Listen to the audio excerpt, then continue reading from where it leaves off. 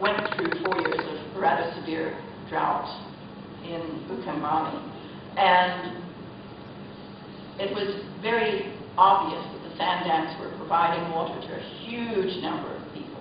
In Kitui, for instance, the town boreholes were all dry. The only boreholes that were pumping water were the ones next to the sand dams. We did a survey at the height of the drought to see how many dams, our sand dams, still had water, and 68% of our sand dams still had water. So we, of course, were very interested, well, what about the rest? What was wrong with them? So we did a study and found out that the dams that still had water, first of all, were the older dams that had more sand, obviously. They'd probably been expanded. Their storage tanks were just much bigger.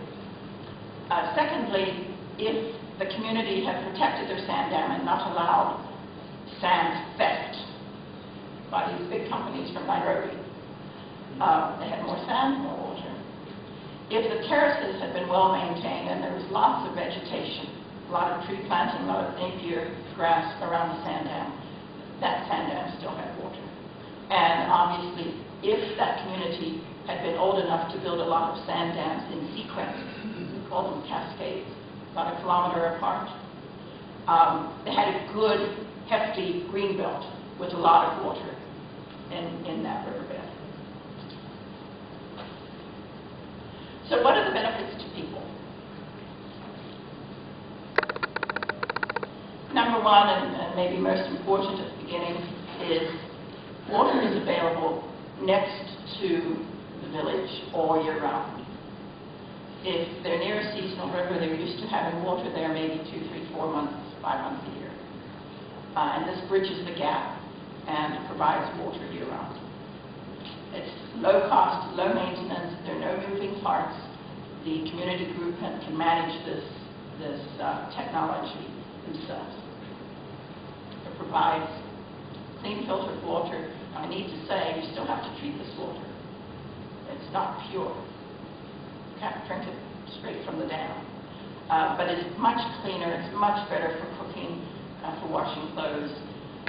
Less disease reported by these groups, fewer mosquitoes, and definitely less salty. The water does not evaporate, so the salt does not get concentrated, and you keep having water flushing into the system and giving it more dilution. And there's water now available not only for drinking and cooking and washing, but also for growing things, growing trees, growing crops, irrigation, possibility of not only raising enough food for the member himself or herself, but also maybe some to sell. And very important, there's water during the drought. What about the environment?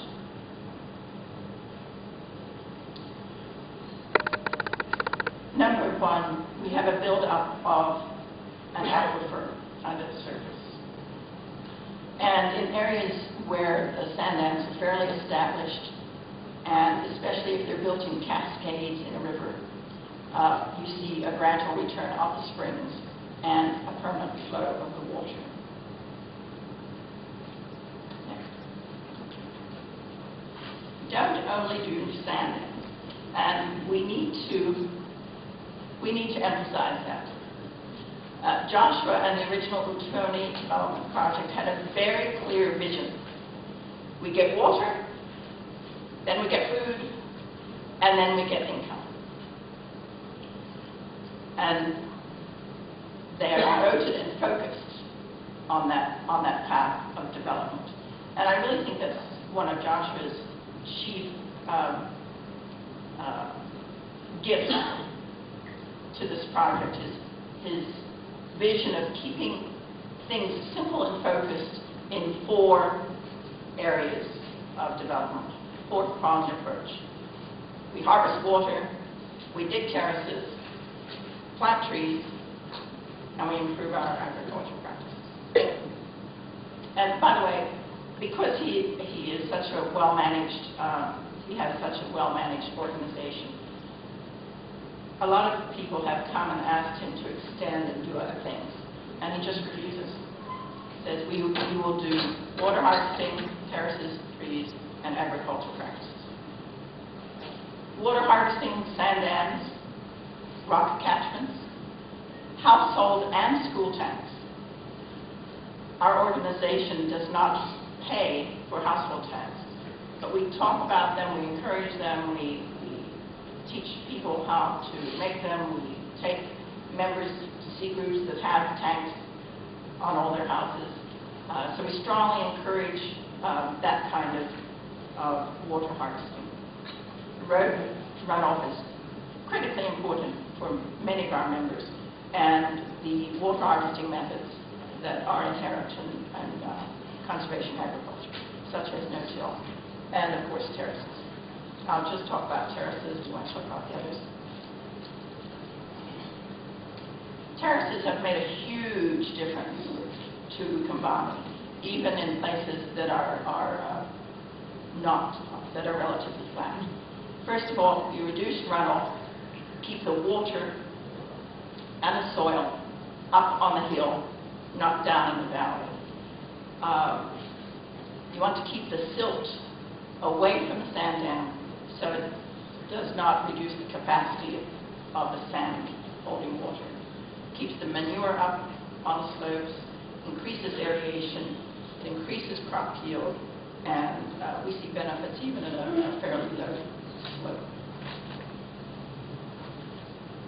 Terracing is very, very, very difficult work. So almost all of our groups do all their terracing all together. Self-help group members go to one farm one day and another farm another day and dig the terraces. So 3 weeks after the rain, this is quite near our house, on a barren hillside 3 weeks before, we now have beautiful vegetation. On the hills, ridges of the terrace, we plant napier, or in very dry areas, boma grass. In medium areas, maybe zabi, Dolicus lablab.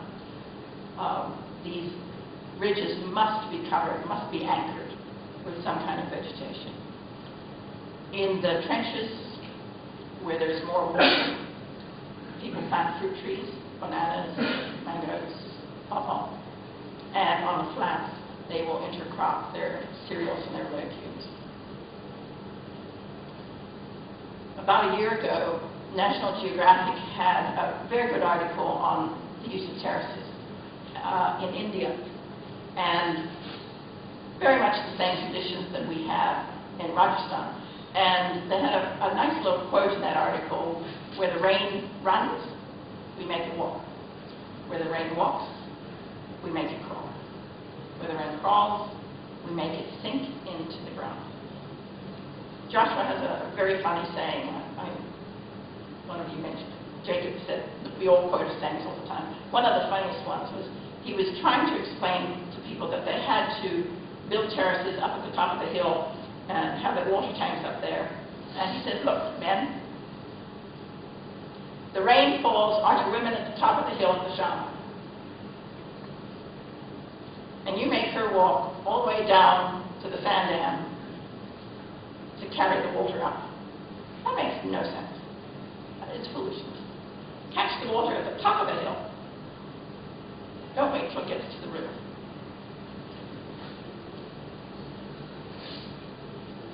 Okay. First prong was water harvesting. Second prong was terraces. Third prong, planting trees. The groups usually choose to do a tree nursery. We really recommend the indigenous trees. If they want to do exotics, that's fine with us. But we encourage the planting of indigenous drought-resistant trees. We work very closely with the World Agroforestry Center and with KEFRI, Kenya Forestry Research Institute, to make sure we are getting the best possible seeds for these areas.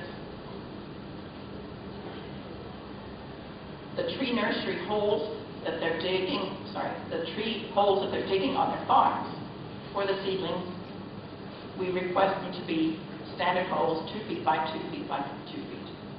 Manure at the bottom, mix it well with topsoil. And the policy is no one gets to take home the seedling from the tree nursery until that hole is dug.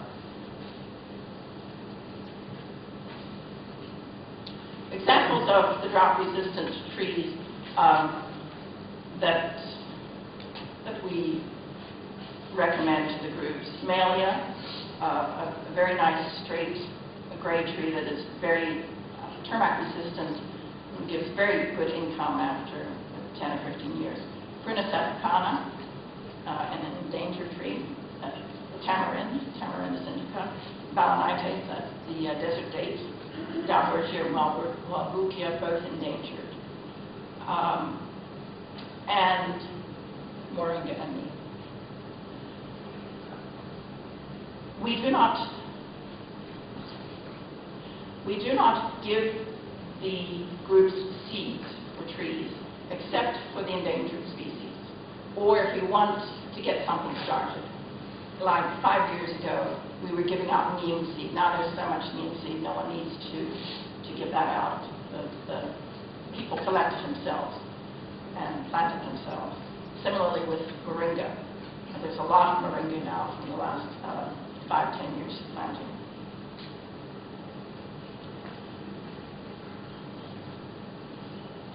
Have to take it in there. It's a wonder he didn't take that out. Each tree nursery has about 3,000 or 4,000 tree seedlings. So each farmer gets about 90 to 100. If a farmer wants more than that, they start their own tree nurseries. And many of our farmers have their own tree nurseries. That allows them the freedom to grow as many of the species as they want. This happens to be Patrick, one of the older members of an older group, who is planting about 900 trees a year.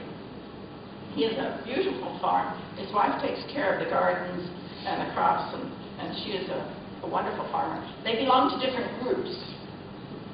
So, talk about cooperation, not competition. They compete. It's very interesting to see. We encourage the use of what we call pension trees. Think about the trees that you are planting and why you're planting. Think about the needs for firewood, for fruit, for cattle fodder or goat fodder, and for your long term. A lot of people in our groups are old. I have to use that term carefully. Older than me. 70, 80, which isn't much older. And we want them to think of their future. Plant something like Malia so when they're 85 they can be harvesting a good income from those trees.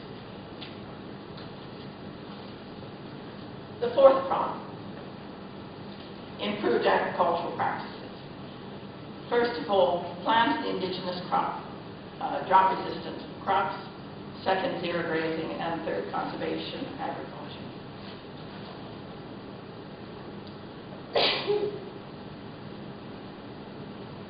It's very important to our organization that people understand that if they plant maize, they will reap 3 out of 10 seasons.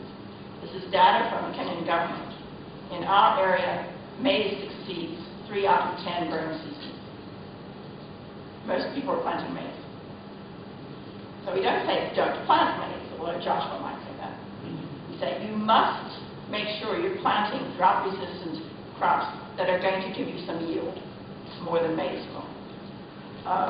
The older crops like millet and sorghum have higher nutrition. The legumes we recommend enrich the soil and provide very good cover crops.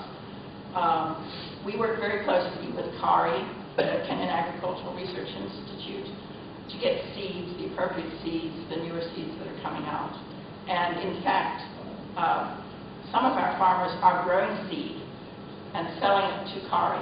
We buy so much seed for our groups that we buy all of their stock sometimes. And so they're working with us to make sure that our good farmers can grow seed for them so they have more to sell.